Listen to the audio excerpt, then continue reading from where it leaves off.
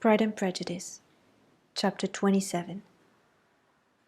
With no greater events than these in the Longbourn family, and otherwise diversified by little beyond the walks to Meryton, sometimes dirty and sometimes cold, did January and February pass away. March was to take Elizabeth to Hunsford. She had not at first thought very seriously of going thither, but Charlotte, she soon found, was depending on a plan, and she gradually learned to consider it herself with greater pleasure as well as greater certainty. Absence had increased her desire of seeing Charlotte again, and weakened her disgust of Mr. Collins. There was novelty in the scheme, and as with such a mother and such uncompanionable sisters, home could not be faultless. A little change was not unwelcome for its own sake. The journey would, moreover, give her a peep at Jane, and in short, as the time drew near, she would have been very sorry for any delay. Everything, however, went on smoothly, and was finally settled according to Charlotte's first sketch. She was to accompany Sir William and his second daughter. The improvement of spending a night in London was added in time, and the plan became perfect as plan could be. The only pain was in leaving her father, who would certainly miss her, and who, when it came to the point, so little liked her going, that he told her to write to him, and almost promised to answer her letter.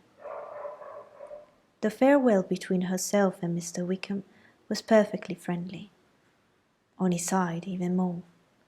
His present pursuit could not make him forget that Elizabeth had been the first to excite and to deserve its attention, the first to listen and to pity, the first to be admired.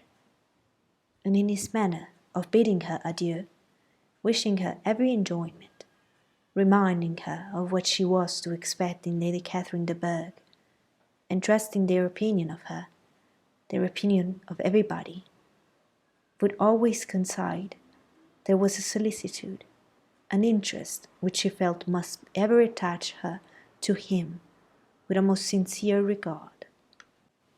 And she parted from him convinced that, whether married or single, he must always be her model of the amiable and pleasing. Her fellow travellers the next day were not of a kind as make her think him less agreeable. Sir William Lucas and his daughter Maria, a good-humoured girl, but as empty-headed as himself, had nothing to say that could be worth hearing, and were listened to with about as much delight as the rattle of the chaise. Elizabeth loved absurdities, but she had known Sir William's too long. He could tell her nothing new of the wonders of his presentation and knighthood, and his civilities were worn out like his information. It was a journey of only 24 miles, and they began it so early as to be in Gracechurch Street by noon. As they drove to Mr. Gardiner's door, Jane was at a drawing-room window watching their arrival. When they entered the passage, she was there to welcome them, and Elizabeth, looking earnestly in her face, was pleased to see it healthful and lovely as ever. On the stairs were a troop of little boys and girls, whose eagerness for their cousin's appearance would not allow them to wait in the drawing-room, and whose shyness, as they had not seen her for a 12-month, prevented their coming lower. All was joy and kindness.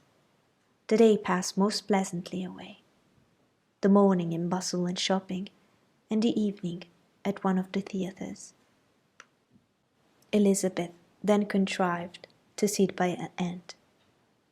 Their first subject was her sister, and she was more grieved than astonished to hear, in reply to her minute enquiries, that though Jane always struggled to support her spirits, there were periods of dejection. It was reasonable, however, to hope that they would not continue long. Mrs. Gardiner gave her the particulars also of Miss Bingley's visit in Gracechurch Street, and repeated conversations occurring at different times between Jane and herself, which proved that the former had, from her heart, given up the acquaintance. Mrs. Gardiner then rallied her niece on Wickham's desertion, and complimented her on bearing it so well. "But, my dear Elizabeth," she added, "what sort of girl is Miss King? I should be sorry to think our friend mercenary."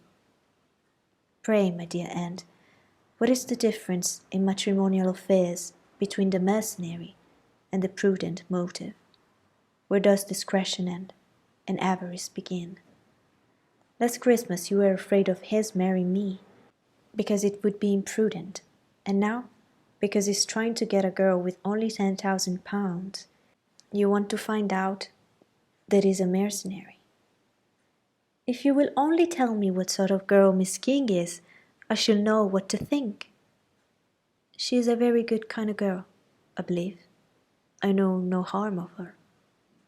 "But he paid her not the smallest attention till her grandfather's death made her mistress of this fortune?" "No. Why should he?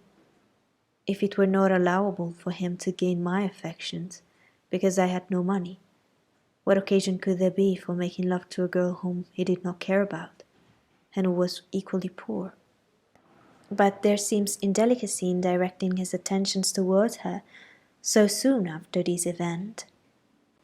A man in distressed circumstances has not time for all these elegant decorums which other people may observe. If she does not object to it, why should we? Her not objecting does not justify him. It only shows her being deficient in something herself, sense or feeling." "Well," cried Elizabeth, "have it as you choose. He shall be the mercenary, and she shall be foolish." "No, Lizzie, that is not what I do not choose. I should be sorry, you know, to think ill of a young man who has lived so long in Derbyshire." "Oh, if that is all, I have a very poor opinion of young men who live in Derbyshire, and their intimate friends who live in Herefordshire are not much better. I'm sick of all of them. Thank heaven, I'm going tomorrow where I should find a man who has not one agreeable quality, who has neither manner nor sense to recommend him. Stupid men are the only ones worth knowing, after all." "Take care, Lizzie, that speech savours strongly of disappointment." Before they were separated by the conclusion of the play, she had the unexpected happiness of an invitation to accompany her uncle and aunt in a tour of pleasure which they proposed taking in the summer. "We have not quite determined how far it should carry us," said Mrs. Gardiner, "but perhaps to the lakes." No scheme could have been more agreeable to Elizabeth, and her acceptance of the invitation was most ready and grateful. "My dear, dear aunt," she rapturously cried, "what a delight! What felicity! You give me fresh life and vigour. Adieu to disappointment and spleen. What are men to rocks and mountains? Oh, what hours of transport we should spend! And when we do return, it should not be like other travellers, without being able to give one accurate idea of anything.